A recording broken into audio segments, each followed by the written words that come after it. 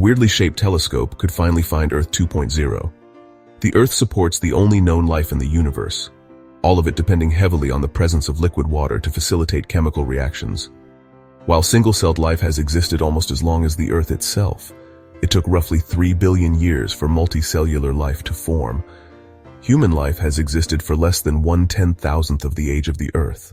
All of this suggests that life might be common on planets that support liquid water, but it might be uncommon to find life that studies the universe and seeks to travel through space like we do. To find extraterrestrial life, it might be necessary for us to travel to it. However, the vastness of space, coupled with the impossibility of traveling or communicating faster than the speed of light, places practical limits on how far we can roam. Only the closest stars to the Sun could possibly be visited in a human lifetime, even by a space probe. In addition, only stars similar in size and temperature to the Sun are long-lived enough and have stable enough atmospheres for multicellular life to have time to form. For this reason, the most valuable stars to study are the 60 or so Sun-like stars that are closer to us than approximately 30 light-years. The most promising planets orbiting these stars would have sizes and temperatures similar to the Earth, so solid ground and liquid water can exist. Observing an Earth-like exoplanet separately from the star it is orbiting around is a major challenge. Even in the best possible scenario, the star is 1,000,000 times brighter than the planet. If the two objects are blurred together, there is no hope of detecting the planet.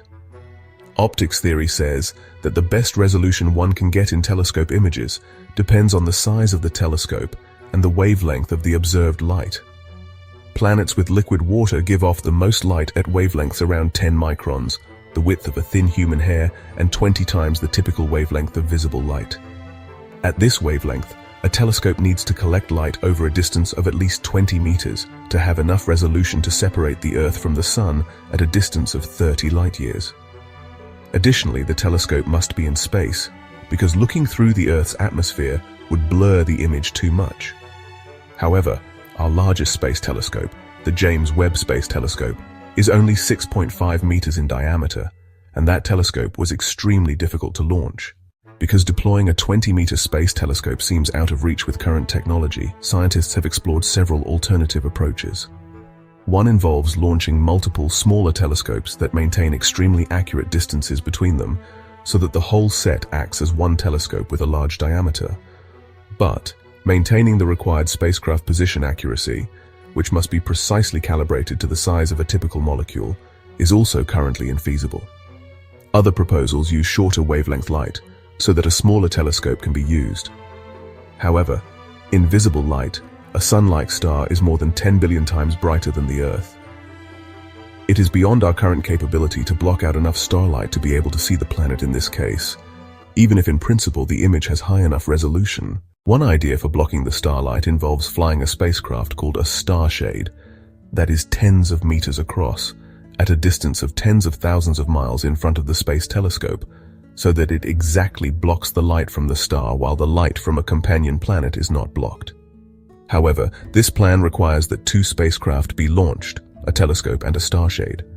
Furthermore, pointing the telescope at different stars would entail moving the starshade thousands of miles, using up prohibitively large quantities of fuel. In our paper, we propose a more feasible alternative.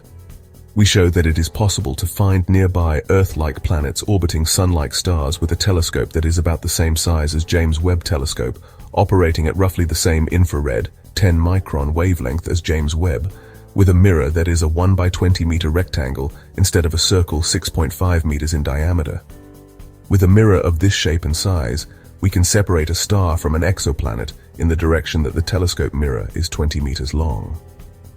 To find exoplanets at any position around a star, the mirror can be rotated, so its long axis will sometimes align with the star and planet.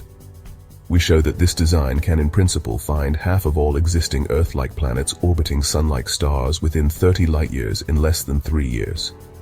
While our design will need further engineering and optimization before its capabilities are assured, there are no obvious requirements that need intense technological development, as is the case for other leading ideas. If there is about one Earth-like planet orbiting the average Sun-like star, then we would find around 30 promising planets.